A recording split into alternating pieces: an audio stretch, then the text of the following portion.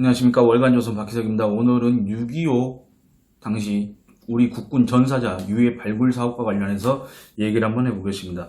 6월 25일 저녁에 서울공항에서 6.25 70주년 기념식이 있었습니다. 어떤 분들은 이제 전쟁을 왜 기념을 하느냐 이렇게 이제 문제 제기를 하시는 분도 계시는데, 어쨌든 공식 명칭은 6.25 70주년 기념식이었습니다. 그리고 그 6.25 당시 우리 국군 전사자 유해 147구가 미국에서 들어왔습니다. 이게 뭐냐면 이제 미군 유해 발굴단이 북한한테서 1990년대에 넘겨받은 그런 시신들, 유해가 있었습니다. 시신들이 있었는데 이거를 이제 신원 조회를 해보니까 우리 국군 전사자의 시신이다. 그래서 미국이 우리 측에 보낸 겁니다. 그래서 이 유해 봉송 그 행사가 또 동시에 열렸습니다. 이 자리에서 문재인 대통령은 뭐라고 그랬냐면 이렇게 얘기합니다. 우리는 오늘 6.25 전쟁 70주년을 맞아 147분 용사의 유해를 모셨습니다. 서울공항은 영웅들의 귀환을 환영하는 가장 엄숙한 자리가 되었습니다.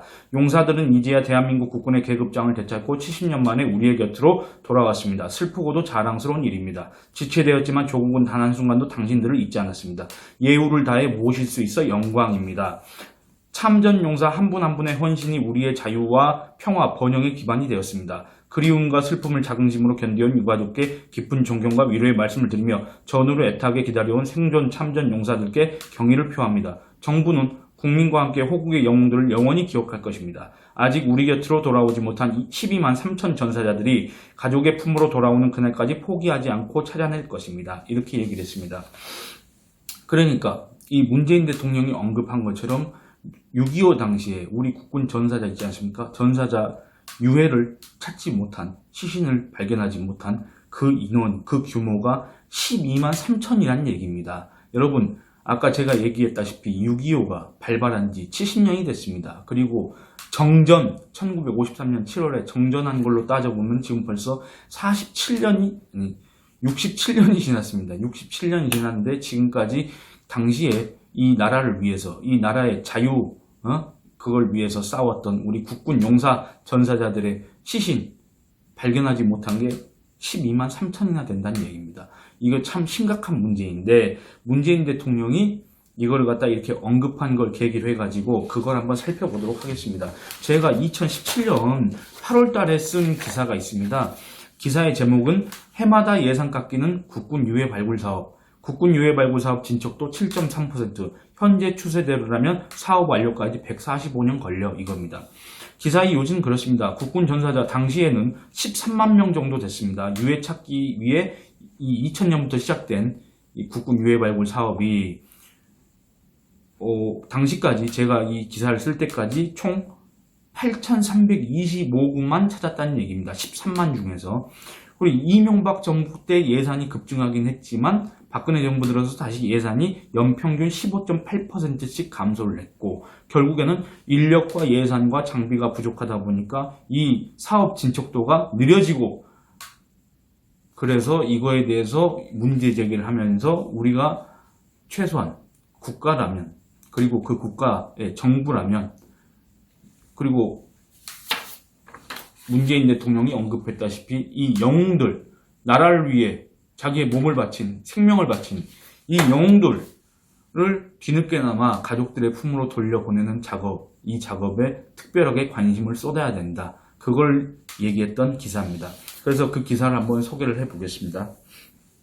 이 국군 유해 발굴 감식 사업은 김대중 정부가 2000년 6.25 전쟁 발발 50주년을 맞아 추진한 6.25 전쟁 50주년 기념 사업 중에서 참전용사 명예선양의 일환으로 3년 동안 추진한 것에서 비롯됐습니다. 유해 발굴은 육군본부가 담당 관실을 만들어서 진행을 했는데, 최초 유해 발굴은 낙동강 전투의 격전지였던 경북 칠곡군 다부동 고지에서 시작됐습니다. 당초 국군 유해 발굴 감식 사업은 한시적으로 진행될 계획이었습니다만 지금까지 이어지고 있습니다. 사업 종료 시기가 다가오자 전국에 묻힌 국군 전사자 13만여 명의 유해를 찾아 국립현충원에 안장해야 된다는 요구가 제기됐기 때문입니다. 정부는 2003년 호국보훈 관계장관 회의에서 지속사업으로 결정했고 2005년에는 국가영구사업으로 전환했습니다. 시간이 갈수록 많은 유해가 발굴됐고 사업을 지속적으로 추진해야 된다는 공감대가 형성됐기 때문에 이 같은 국가영구사업으로 전환할 수 있었던 겁니다.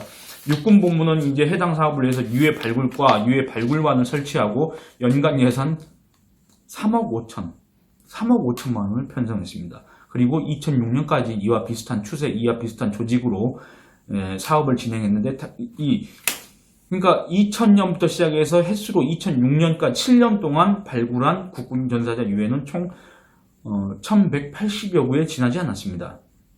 그리고 그나마도 이 중에서 신원이 확인되거나 가족에게 돌아간 유해는 극소수에 불과했습니다. 근본적인 대책이 필요하다는 지적이 제기되자 국방부는 산하의 유해 발굴 감식단을 구성했습니다. 국방부 유해 발굴 감식단은 2007년 한 해에만 국군 전사자 유해 378구를 발굴했습니다. 그러니까 이전 6년 동안 올린 성과의 30%에 해당하는 그 유해를 1년 만에 찾아냈다는 얘기입니다. 그러니까 여기서 알 수 있는 내용은 예산과 인력이 조금이라도 더 많이 투입되면 이 사업은 상당히 빠르게 진척될 수가 있다. 그거를 우리가 알 수 있습니다. 그리고 이 사업이 상당히 탄력을 받았던 시기는 이명박 정부 때입니다.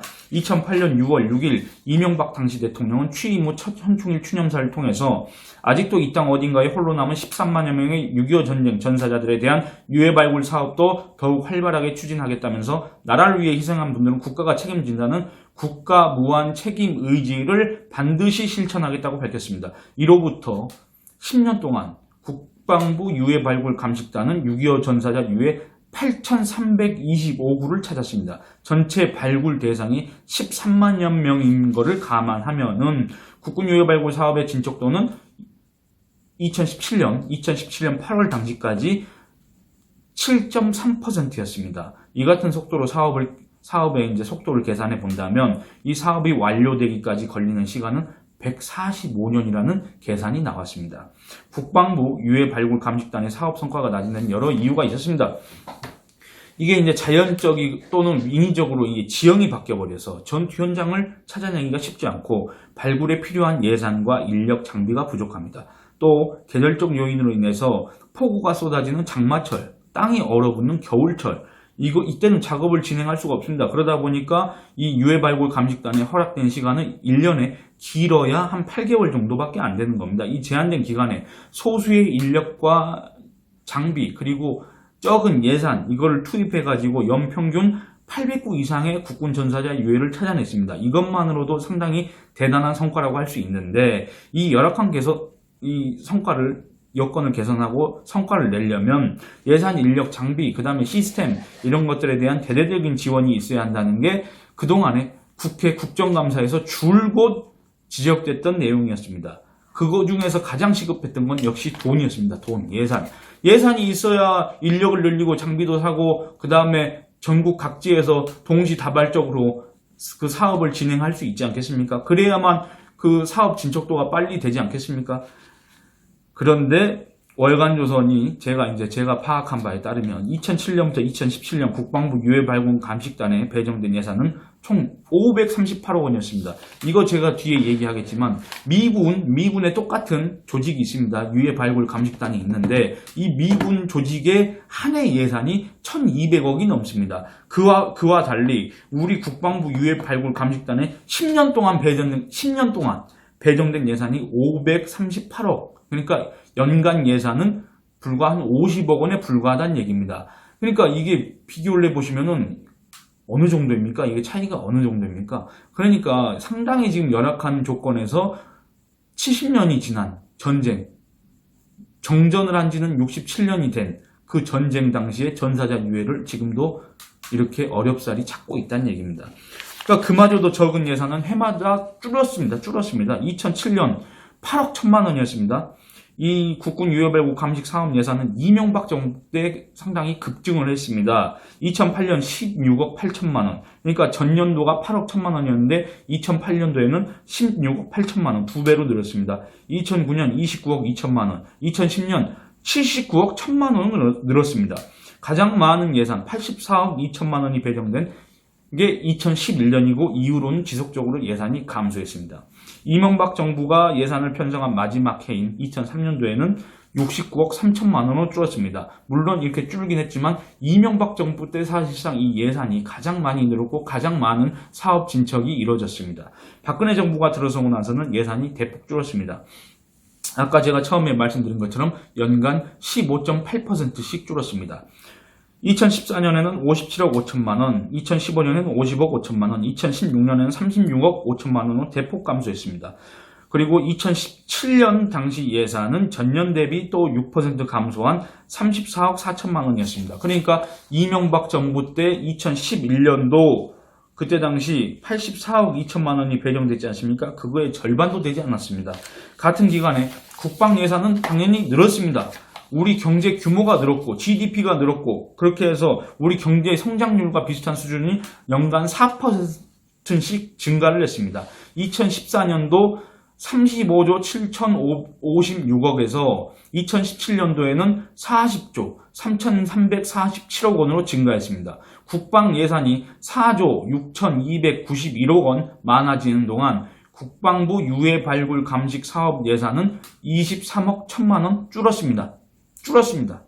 예산 규모와 감소 추세를 감안하면 국군 유해 발굴은 사실상 군 내부에서조차도 그렇게 별다른 관심을 받지 못한 채 명맥만을 유지하고 있는 상태라고 해도 과언이 아닙니다.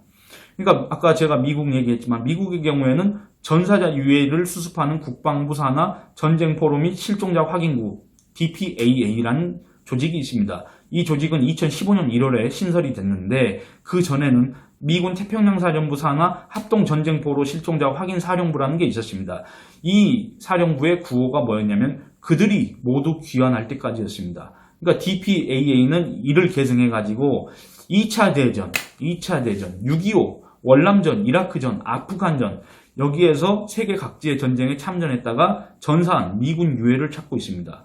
그러니까 현재 DPAA가 유해를 찾지 못했거나 신원 확인을 하지 못한 미군 전사자는 2차 대전 7만 3천 명, 6.25 7,700명, 월남전 1,600명 등 8만 명가량 됩니다.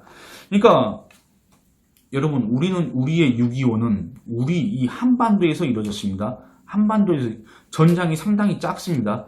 그리고 그 해당 전장에 대한 기록도 소상하게 남아있지 않습니까?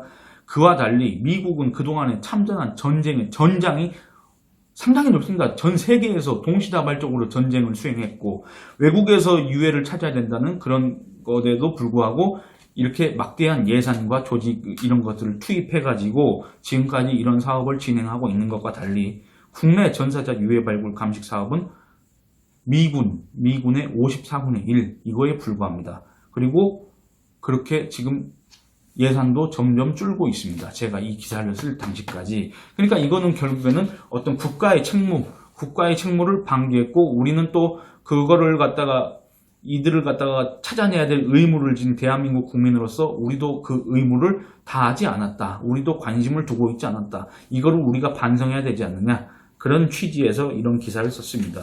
그리고 제가 이 6월 25일 문재인 대통령의 이런 발언을 제가 보고 나서 갑자기 6.25 국군 전사자 유해 발굴 사업은 과연 제가 이 기사를 쓰고 나서 3년 동안 또 얼마나 진척이 있었느냐 확인해보고 싶었습니다.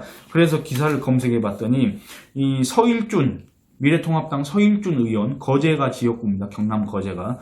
이 서일준 의원이 6월 24일 국방부 유해 발굴 감식 사업단으로부터 받은 자료에 따르면 이게 지금 미수습된 전사자가 아직도 12만 2,649명에 달한다는 겁니다. 그러니까 제가 이 기사를 쓸 당시와 별로 큰 차이가 없다는 얘기입니다. 3년이 지났는데.